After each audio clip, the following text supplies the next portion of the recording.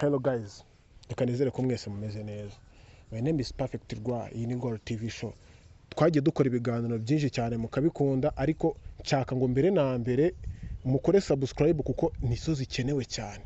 Mukore subscribe, niba binashoboka comment, niba ubona hari ikintu kitagenda neza gutanga comment.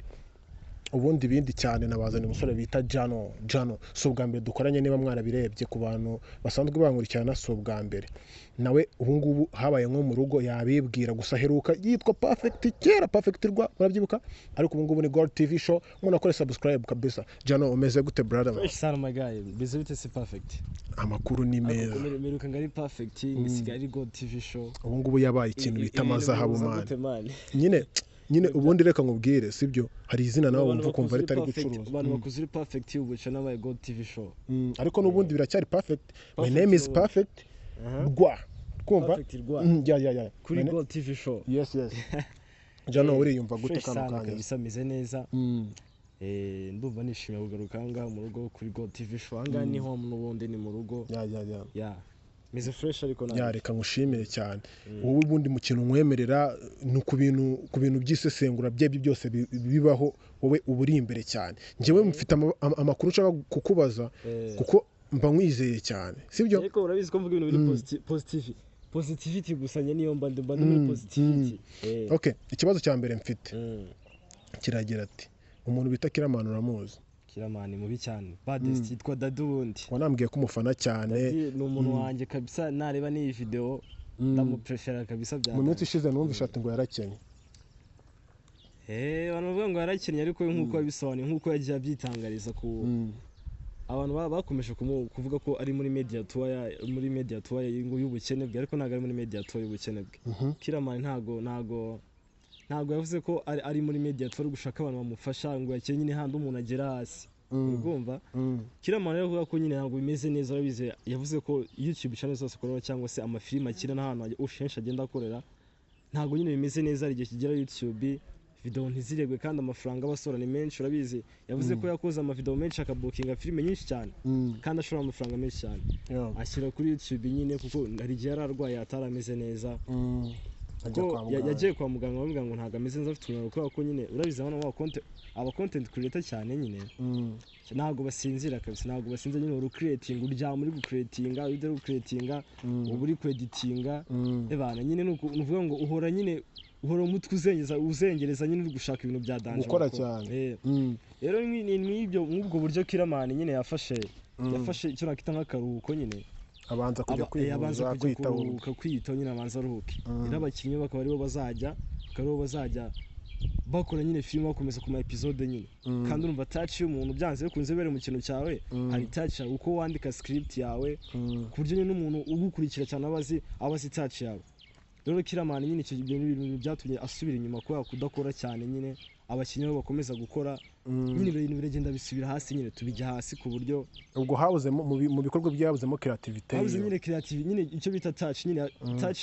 Touch nyine we niyo yabuzemo creativity nyine. Byanze kunza izo nta kintu wibereyemo, nkukoreye ikintu shaka kuza ukama topic naye nkaguha topic, tugatekereza ibintu bibiri.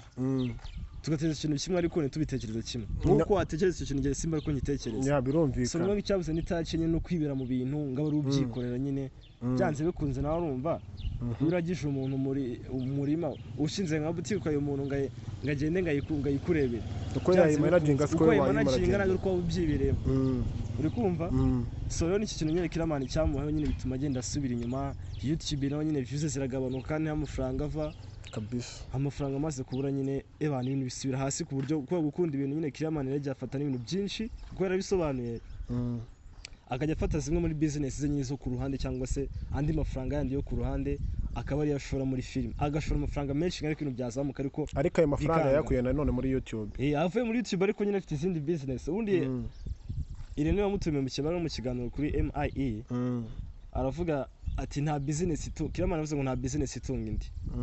Nta business itunga indi. Niba nyine ufite business ya boutique, iyo boutique igomba kwishyurira inzu, igomba nyine kwishyurira imisoro, ibintu byose. Ese ibyo bintu ubyemeranyaho nawe? Njye rwose ndabyemera 100% kabisa. For example kita nkubwira. Okay, yaravuze ushobora kuba ufite boutique.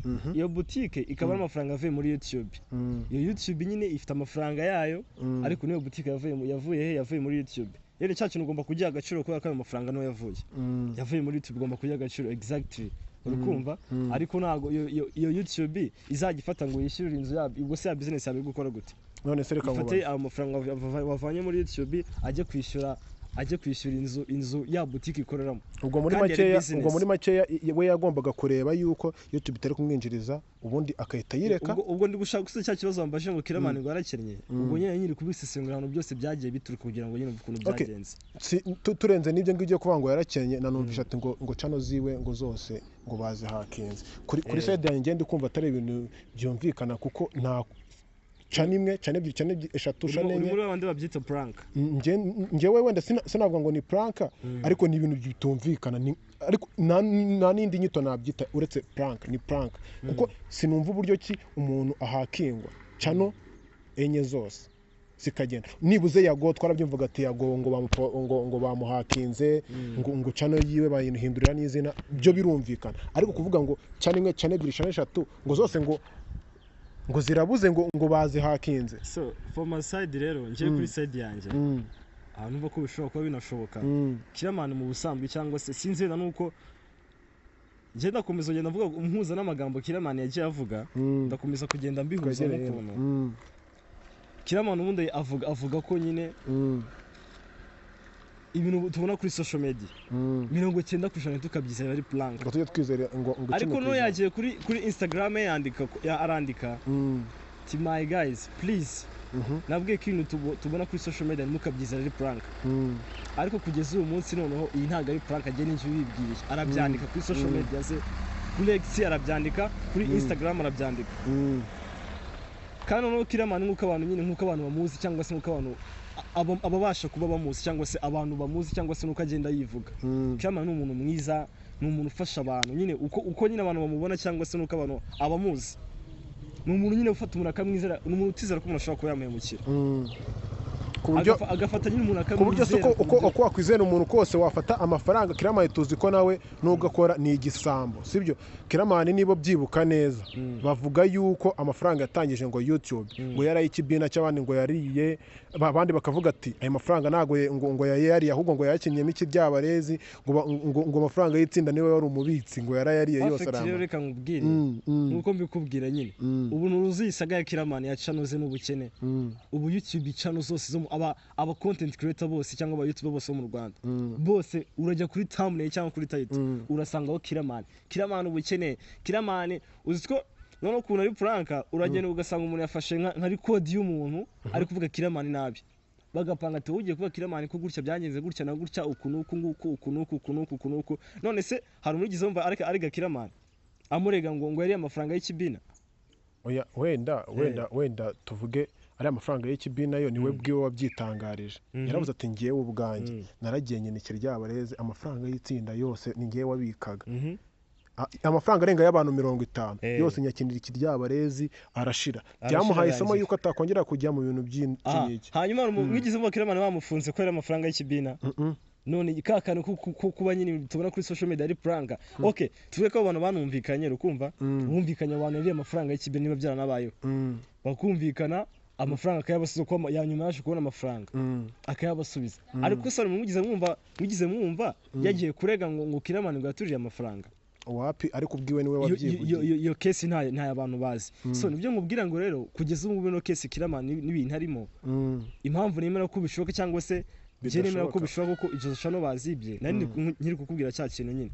Kiramani umuntu ushobora kuba warizeye abakinnyi be cyangwa se no gushaka kubakunda cyane n'abandi bantu bari hafi ye byanze bikunze muri abo bantu bakorana cyane n'inshuti bari close cyane ba Nyambo ba Mitsutsu ba Miki abakinnyi benshi bari muri team ye.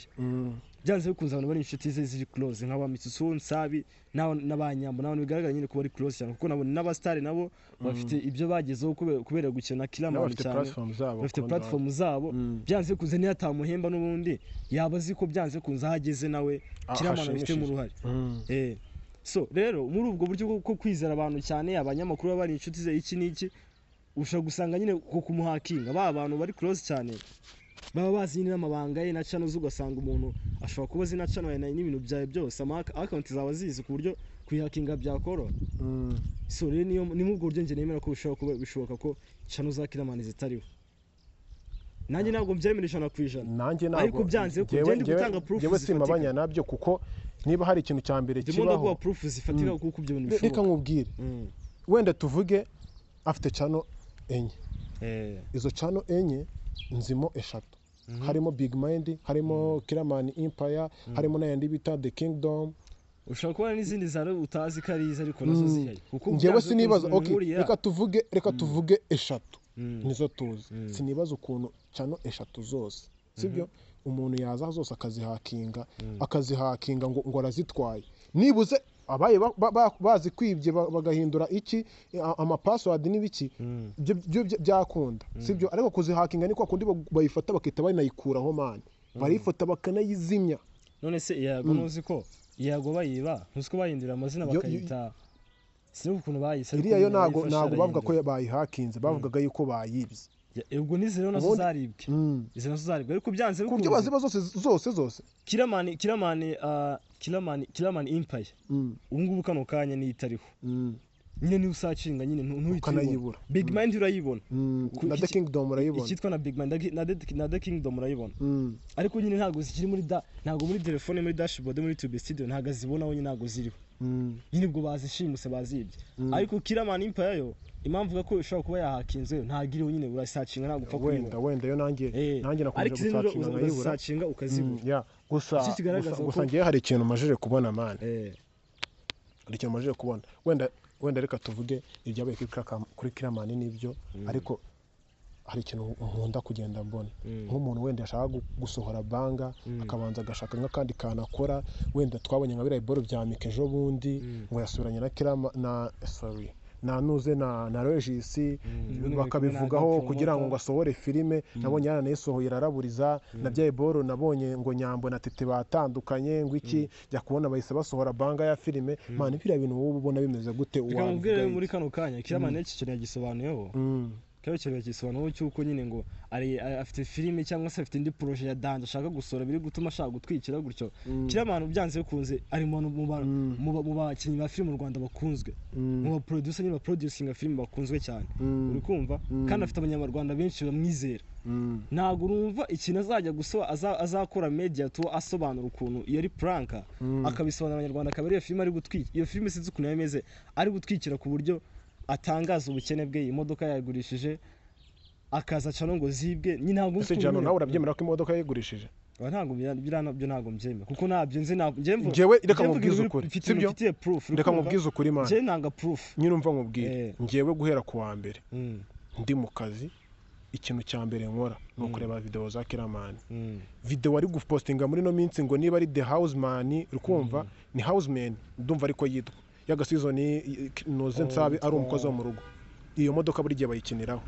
Sinibaza ukuntu wagurisha imodoka ukayitanga umuntu akazajya ahora yigutiza ngo ujye kuyikiniraho. Nicyo nakubwiye icyiza nuko yarabisobanuye yaravuga ati ibintu byose ubona kuri social media ntimukabyize byose ntagaruka gukuri. So rero gusanga iyo ari prank ariko no akakanya no yashavuga ati ntago ari prank channel zanjye zavuyeho ntago ari prank none yese akora n'indi channel cyitwa Kiramani Studio. Ariko ngubu nujya kuri YouTube Kiramani Studio YouTube channel ubona Kiramani Studio urasanga zirenga 15.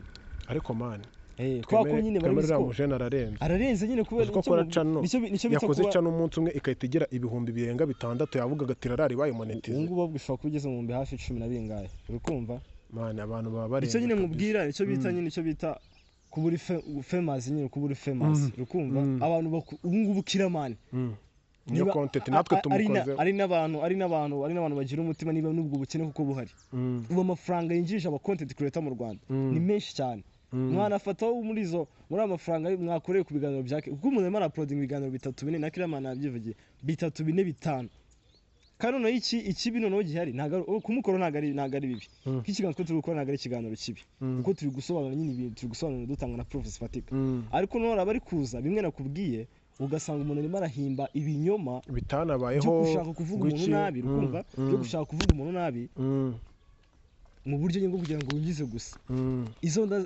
Iyo ndashaka kurya ibintu by'umuntu wabikuye mu kumuvuga nabi mu kumusebya mu kumuharabika mu kumarasinga nayo channel yawe ubundi nizava kandi niva ushobora no kutazagaruka so abantu nyine tugerageze dukora ibintu niba uri creating content cyangwa se uri content creator cyangwa se ikindi kintu cyose waba urimo gerageza ukora ibintu nyine nawe uvuga uti ese umuntu twihuriye ngiye gutya direct kandi mbaza duhuye wenda Jano sibyo nawe uri umu YouTube urabizi ukuntu kugira ngo uzafatishe content kuri YouTube biba bigoye ni nk'ikihe kintu wenda wabwira abantu wenda badukurikiye bazajye wenda ni nk'akaye kabanga wazajye babwira nk'ako nawe wakoresheje ukaba uhagaze neza ku buryo wakabwira abantu badukurikiye nabo bakazajya bagakoresha kugira ngo bajye gusebanya nyine reka ngaho nguce mu ijambo mite nkomerezaho ubwo rero nkaho ushatse kuvuga ngo nyine amatiku ibintu bibi ibintu by'ubugoryi nibyo bitwika niyo content nyine irebwa cyane yituma mbona ari byo bitwika nibyo bituma abantu bazamuka none iyo ndwara imaze gukomera cyane ku buryo n'abantu bararengereye none se reka nkubwire abantu bararengereye ku buryo umuntu asigaye afataganya nakazana bimwe nakubwiye ugasanga afite proof yazizanye kuko abanyarwanda bakizera karibyo ugasanga kiramana yavuze ngo nkora video ya filime irimo n'ubutumwa mwakarebye ikamara icyumweru ifite ibihumbi 20 bayirebye wa muntu wagiye kumvuga akavuga amatiku n'amabwa n'ibintu abeshya atabizi ugasanga ifite views 200 so ngiye ku giti cyanjye ngiye uko mbyizera nemera ko nyine amatiku mu Rwanda dukunda ibintu dukunda kabaye dukunda byacitse nibyo ngibyo man nje ntago nzakora content ndi guharasinga umuntu man ndi kumuvuga ibintu ntazi nafite proof ndi kumuvuga ibintu bibi umusebya kugira ngo nkunde ninjize ayo mafaranga nyirango nyizera amafaranga uwo muntu rero yanakwica oya umuntu kuvuga ibintu kugira ngo akunde yinjize none se reka rega ibigoramye reka nkubwire sibyo uvuga ibigoramye imihoro ikarakara none se reka nkubaze niba kuko umuntu amuvugaho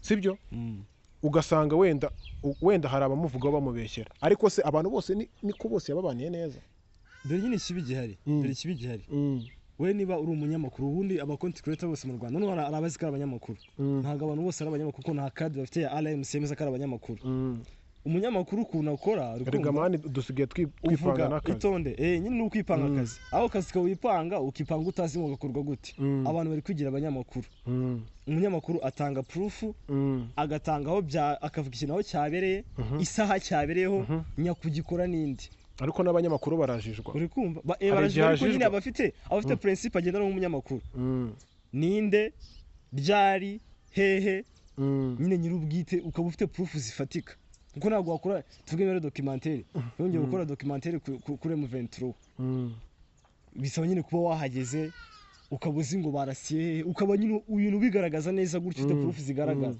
pana kumva ngo yavuze gutya yavuze gutya ariko ntabwo bizi ntabwo uzi binavuze niba ari byo none se reka nkubaze nawe wenda nk'umu YouTuber wenda nk'abari abajene baba bakinisha filime sibyo birashoboka yuko ushobora kubura umuntu umwe noze filime yawe ikayitipfa ku buryo nyine ishobora kwita igabanya kurebwa bigendeye ku kuntu yari isanzwe irebwa biterwa nuko nuza settive cyangwa se nuko script yawe imeze hari igihe nyine ari igihe wandika script urukumva ikaba ariko nyine ishingiye ku muntu harimo type nyine ku buryo naburamo cyangwa se ugasanga ari umuntu usakura filime tuvuge turabakenye 15 bari muri season ya filime runaka aho ugasanga abantu bose baza ugasanga harimo umukobwa mwiza abantu bakunda no kumwibera gusa navuga ugasanga umuntu iki kituma areba filime yavamo wa muntu ntagagaruka yavuye mu iyo filime wa muntu ntagagaruka ugasanga umuntu wenda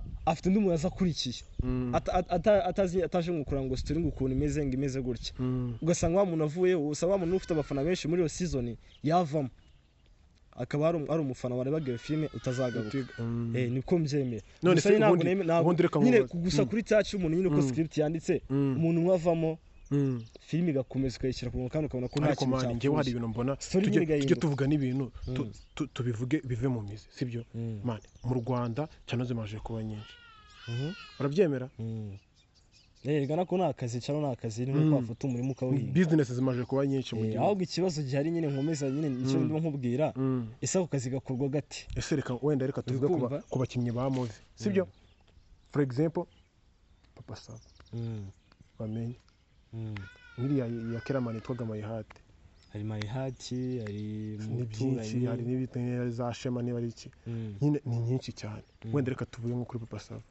Papa Sava season yayo ya mbere ugiye ku rukuta rwayo rwa Papa Sava wayibona sibyo niba ari filime imaze imyaka myinshi ngewe inzi nyumva nyine mu matwi yanjye kuryo ushaka kuyimaza imyaka irenga 10 mbanza nayo imiki nyine ni kwa kundi umujene akora filime ukabona n'ubujajwa bwa buri munsi akajerwa no munsi akajerwa igahora nyineho iteka ni nk'icyo kintu wabwira abantu kubera icyo abantu bakora ibintu bitajya birangira bihora bitera amatsiko abantu nyine se nyine icyo bita gucreatinga nyine nawe urabashima biriya biboro ubona ari sawa sibyo kandi abantu babireba for example reka nkwereke hari movie ya kera bitaga City Med n'ubwo biracyabaho harya City Med iracyabaho ukica kuri Zacu TV ica kuri Ara TV semani ariko ntabwo ndi kumaga ikibazo ndi kukubaza ngiye impamvu utari kucyumva dore kiragira uti wenda for example reba movie ushobora kuba zino zo mu Rwanda ku isi arizo banza ndende zibaho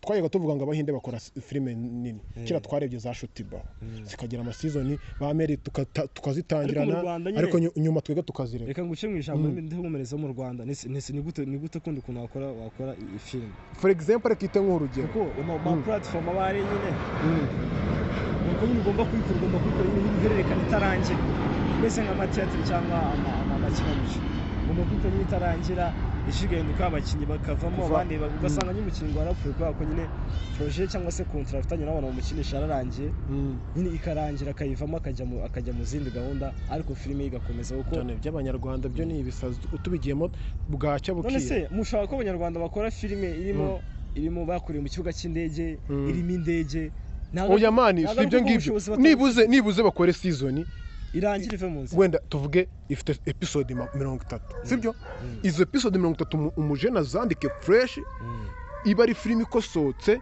ifite n'icyo ishaka kugezaho irangire bita birangira naho kurara ushwanye n'umuntu ejo isubikira muri filime utukanye n'umuntu ejo bikinnye muri filime handi ubona none ibintu handi movie itangira irebwa n'abantu 100 ikarangira irebwa n'ibihumbi 5 reka mubwire umu content creator ikintu cyose akibonamo content twese ubona abanyarwanda none no mu businessman akantu kose nyine akabonamo amafaranga nyine kamubwire uremera yuko gukena kwa Keramani bishobora kuba ari aho ngo byaturutse gukora filime y'inarangira oya none se Papa Sava maze kingana gute Papa Sava uko yarebwaga mbere niko ubu ngubu birebwa nyine movie cyakoze ishobora kubikirebwa nkuko kera yarebwaga nibuze zabamenya hari movie bita ngo umukire w'umumiliyoneri ndakeka niyo movie ubu ngubu navuga ati niyo movie n'indi bita niba ari sinzibuka gusa hari movie reba nkabamenya ikintu gituma wenda filime zigenda zigabanya uretse nyine kwa kuntu umuntu aba yakunze filime